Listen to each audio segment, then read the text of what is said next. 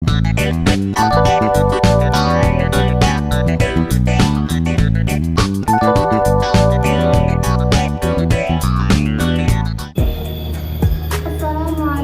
warahmatullahi wabarakatuh. Waalaikumsalam warahmatullahi wabarakatuh. Perkenalkan, saya Riman Saidah dan di sebelah saya ada Mas Ilham Nikita Surya sebagai narasumber. Hai Mas Ilham. Hai. Oke, yang kita akan bahas hari ini adalah tentang peristiwa dakwahnya Nabi Muhammad SAW secara terang-terangan. Nah, menurut Mas Ilham nih,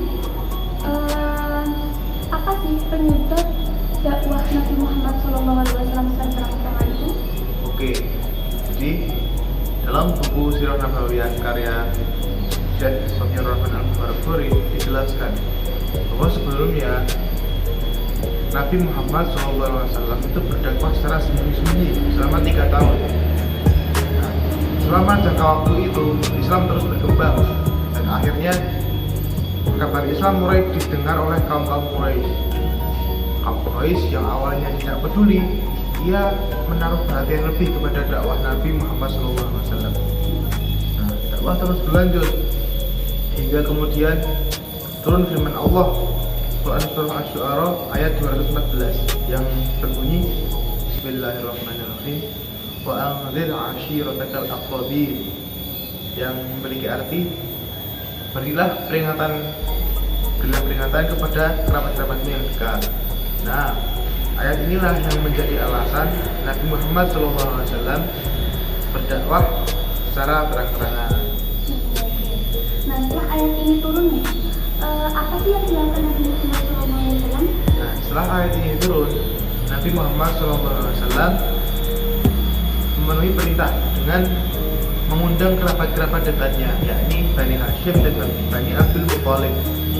Nah, Nabi Muhammad SAW itu mengundang mereka untuk jamuan makan. Sekitar 45 orang yang hadir, termasuk pamannya Abu Thalib dan Abu Lahab. Nah, sebelum Rasulullah menyampaikan maksudnya untuk memberi peringatan kepada kerabat-kerabat dekatnya, Abu Lahab mendahului berbicara dengan menekan beliau untuk menghentikan apa yang dilakukannya, yaitu dakwah beliau terhadap Islam. Begitu. Nah, dalam pertemuan yang pertama ini Rasulullah SAW belum sempat berbicara dan pokoknya diam, sama sekali tidak berbicara dalam pertemuan ini. Beliau tidak menyerah. Beliau mengundang mereka Bani Hashim dan Bani Abdul Muthalib ini untuk yang kedua kalinya, untuk jamuan makan juga. Nah, dalam pertemuan yang kedua ini beliau bersabda, segala puji bagi Allah dan aku memujinya, memohon pertolongan, percaya dan tawakal kepadanya. Tiada ilah selain Allah semata dan tiada sekutu baginya. Kemudian beliau memberi pengajaran tentang kematian dan kebangkitan manusia layaknya seorang yang tidur. Kemudian beliau juga memberikan pengajaran bahwa setiap manusia pasti akan dihisab dan adanya surga dan neraka yang abadi. Nah, setelah mendengar sabda tersebut, bagaimana sih responnya paman Nabi yang bernama Abu Thalib itu? Nah, mendengar respon tersebut, Abu Thalib kan seperti yang kita tahu, beliau adalah bapak asuh Nabi Muhammad SAW. Jadi beliau tahu bahwa Nabi itu tidak mungkin berdusta. Jadi dia paham apa yang dikatakan beliau.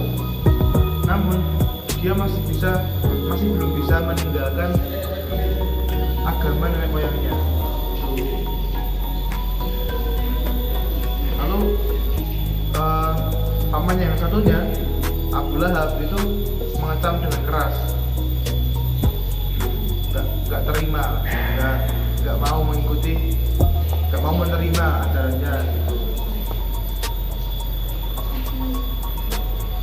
Nah, lalu apa sih alasan para kaum Quraisy untuk menantang ajaran Nabi Muhammad SAW? Yang pertama, kaum Quraisy itu menolak dakwah Nabi itu karena 4 alasan. Yang pertama, karena mereka masih taklid kepada ajaran nenek moyangnya, yaitu mereka kan menyembah berhala. Nah, yang kedua, mereka merasa memiliki status sosial yang tinggi di kalangan bangsa Arab yang lain. Jadi dengan adanya Islam ini kan ajaran Nabi ini tidak mengenal kasta, jadi mereka seakan-akan turun kasta. Nah, yang ketiga, mereka takut kehilangan kekuasaan, karena kalau mereka mengikuti ajaran Nabi, berarti mereka tunduk dan patuh kepada Nabi. Dan terakhir, yang keempat, itu mereka kan punya berhala, jadi mereka mempunyai mata pencaharian, yaitu membuat berhala. Nah, Islam kan melarang penggunaan berhala. Nah, jadi hilanglah, mereka takut hilang acara penyembahan berhala itu. Pembuatan berhala itu. Mereka takut kehilangan mata pencahariannya yang membuat berhala itu. Gitu. Oke. Jadi tentang dakwah Nabi Muhammad SAW secara terang-terangan itu dilakukan 2 hal. Yang pertama itu kayak pengumpulan dikumpulkannya ajaran Nabi Muhammad SAW, dan yang kedua itu berdakwah kepada masyarakat di kota Mekah. Nah, di kumpulan keluarga Nabi Muhammad itu ada pamannya Nabi Muhammad yang bernama Abu Lahab itu yang menolak ajaran beliau kan. Terus sayangnya Abu Thalib yang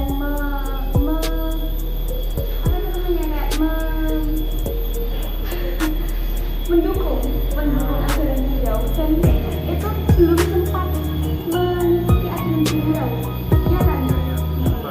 Jadi oke, kalau begitu cukup sekian dari kami. Semoga apa yang disampaikan oleh Mas Ilham itu bermanfaat untuk kita semua. Amin ya Allah. Apabila ada perkara yang kurang berkenan di hati, mohon maaf karena yang sebesar-besarnya. Cukup sekian dari kami. Wabillahi taufiq.